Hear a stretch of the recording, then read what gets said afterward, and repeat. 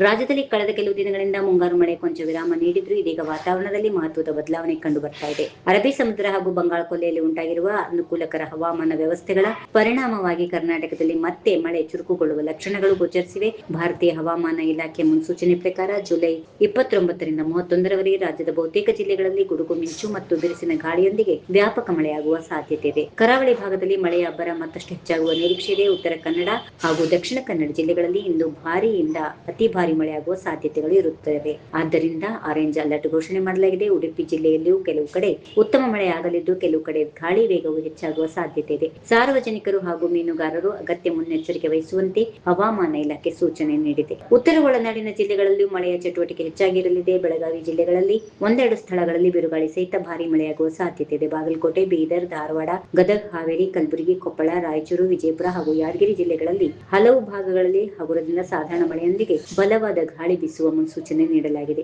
ಮಲೆನಾಡು ಪ್ರದೇಶಗಳಲ್ಲಿಯೂ ಮಳೆಯ ಆರ್ಭಟ ಮುಂದುವರಿಯಲಿದ್ದು ಶಿವಮೊಗ್ಗ ಮತ್ತು ಚಿಕ್ಕಮಗಳೂರು ಜಿಲ್ಲೆಗಳಲ್ಲಿ ಭಾರಿ ಮಳೆಯಾಗುವ ಸಾಧ್ಯತೆ ಇದ್ದು ಕೆಲವು ಕಡೆ ಗಾಳಿ ವೇಗ ಹೆಚ್ಚಾಗುವ ನಿರೀಕ್ಷೆ ಇದ್ದು ಬೆಂಗಳೂರು ನಗರ, ಬೆಂಗಳೂರು ಗ್ರಾಮಾಂತರ, ಬಳ್ಳಾರಿ, ಚಾಮರಾಜನಗರ, ಚಿಕ್ಕಬಳ್ಳಾಪುರ, ಚಿತ್ರದುರ್ಗ, ದಾವಣಗೆರೆ, ಹಾಸನ, ಕೊಡಗು, ಕೋಲಾರ, ಮಂಡ್ಯ, ಮೈಸೂರು, ರಾಮನಗರ ಹಾಗೂ ತುಮಕೂರು ಜಿಲ್ಲೆಗಳ ವಿವಿಧ ಭಾಗಗಳಲ್ಲಿ ಹಗುರದಿಂದ ಸಾಧಾರಣ ಮಳೆಯಾಗುವ ಸಾಧ್ಯತೆ ಇದೆ. ಇನ್ನು ದೇಶದ ವಿವಿಧ ಭಾಗಗಳಲ್ಲಿಯೂ ಮುಂಗಾರು ಮಳೆ ಏರಿಳಿತದ ಸ್ವರೂಪದಲ್ಲೇ ಮುಂದುವರೆದಿದೆ. ಕೆಲವು ಕಡೆ ಧಾರಾಕಾರ ಮಳೆಯಿಂದ ಪ್ರವಾಹ ಮತ್ತು ಭೂಕುಸಿತದಂತಹ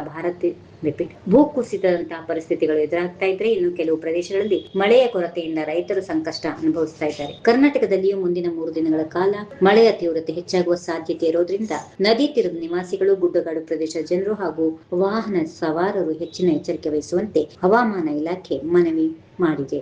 if you like this video ಬೇಗ ಲೈಕ್ ಮಾಡಿ, ಕಾಮೆಂಟ್ ಮಾಡಿ, ಶೇರ್ ಮಾಡಿ ಹಾಗೂ ಯೋಯೋ ಟಿವಿ ಕನ್ನಡವನ್ನು ಸಬ್ಸ್ಕ್ರೈಬ್ ಮಾಡಿ.